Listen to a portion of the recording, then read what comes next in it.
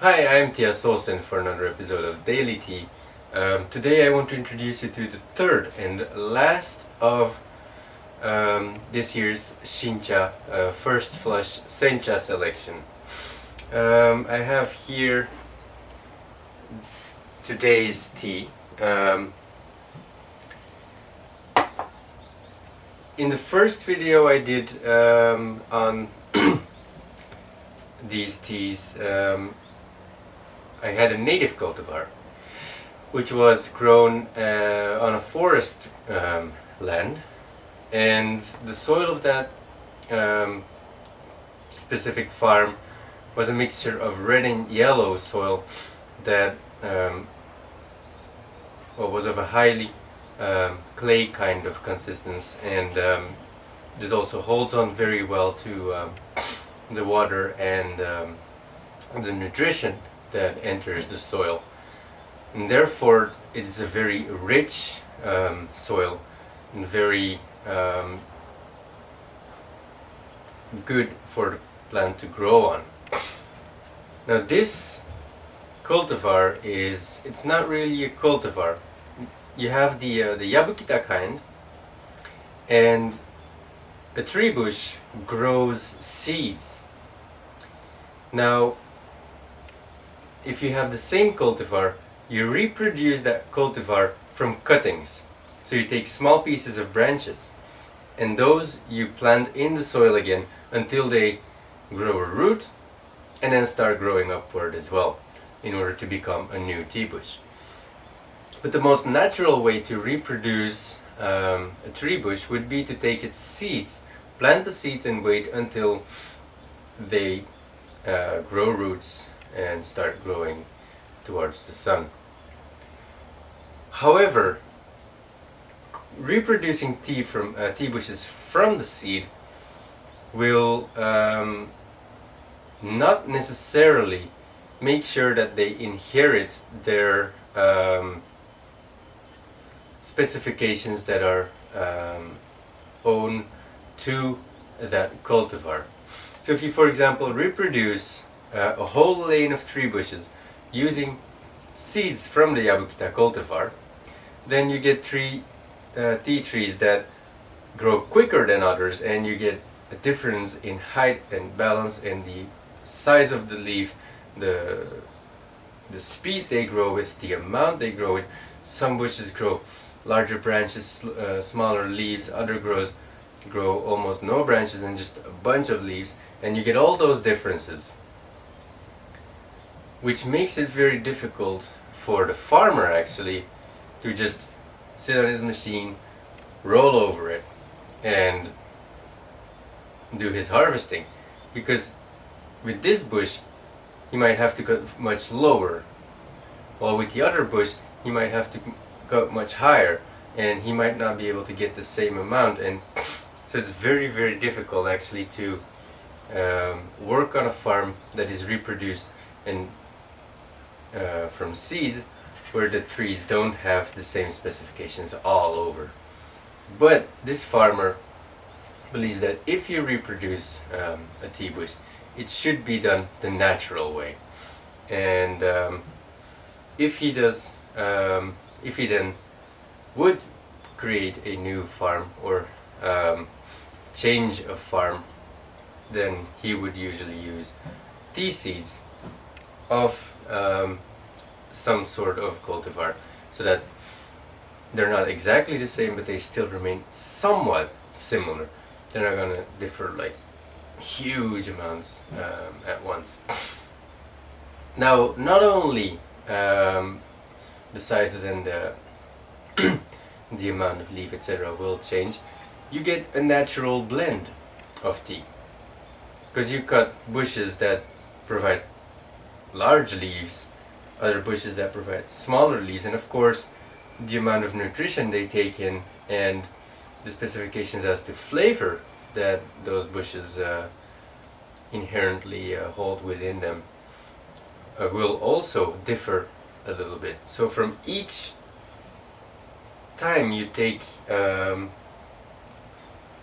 some leaf from this batch, you will get a somewhat different impression, because it's a blend of different tree bushes which you cannot control.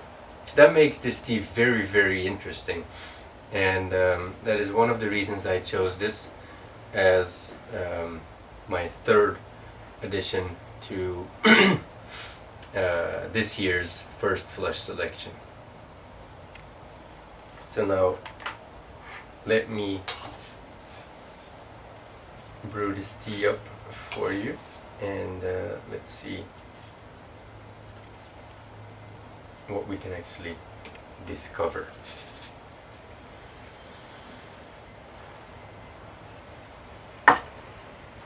Now what I actually, I'm just sniffing the leaves, I discovered is that it's very spicy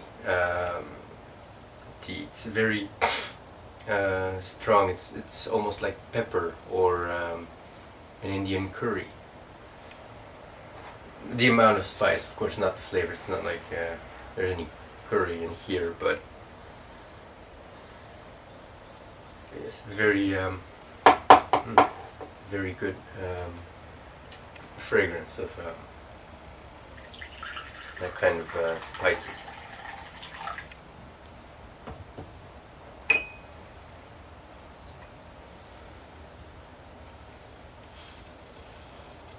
But again, this time also I'm not going to let the water cool down too much, because if you let it cool down a lot, the tea won't give as much of its aroma as it would do otherwise. So the brew is ready.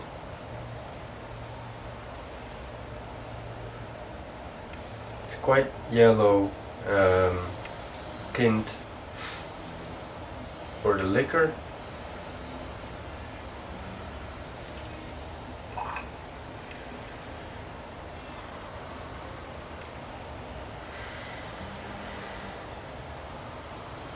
Now I discovered some spiciness in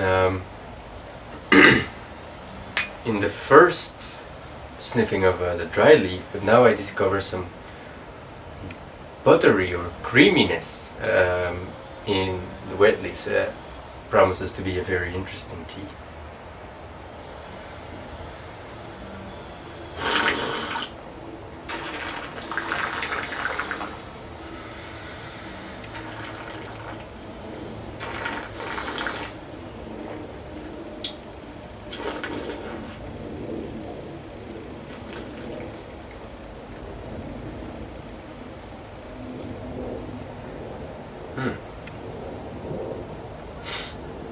It's quite dry. I mean, it's a wet tea, but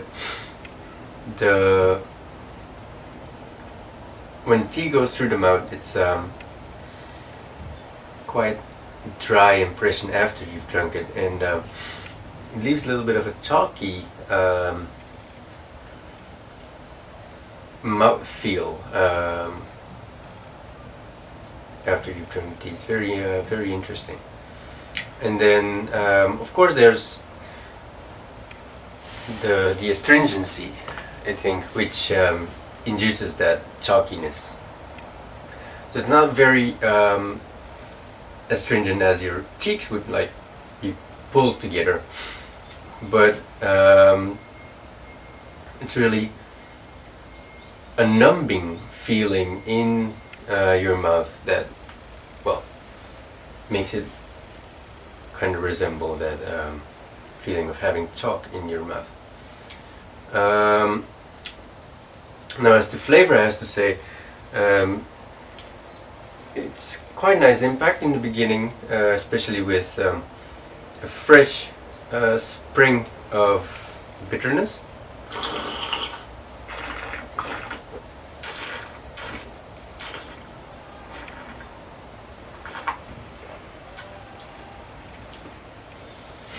And then gradually it will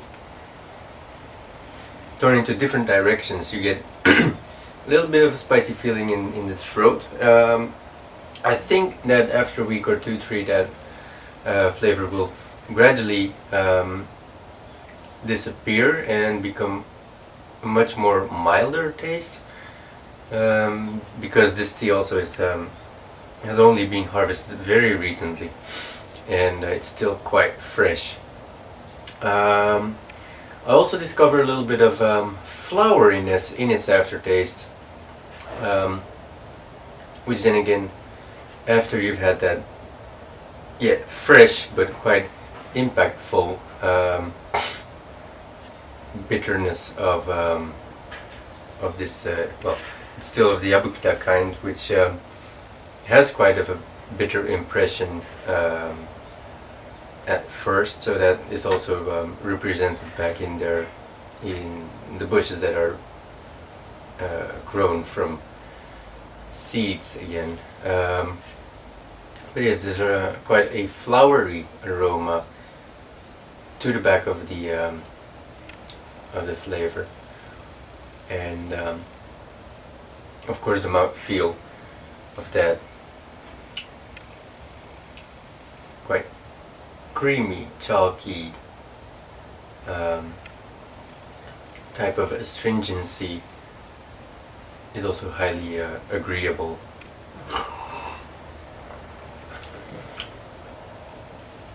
And then of course there's, as I said in the beginning, there's a spice that I sensed from sniffing the leaf, which is of course represented in the brew as well, but not when it's still hot. It doesn't come up front with one of the first sips, but now that with the last sip that I had of this cup, the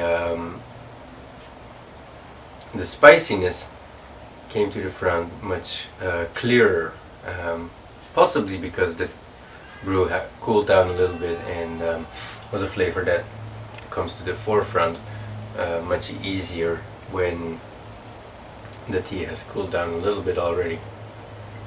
So I think this is a very interesting tea for just a cup during the day. I would say at noon or in the afternoon, just to get a little kick up or a booster when you're at work, and just as a mental as well as physical refreshment.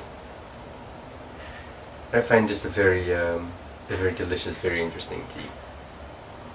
So I hope you'll be looking forward to information on when these teas will become available, and I hope you enjoyed this episode as well as the 2 other episodes on my selection of organic first flush senchas for this year. Thank you for watching.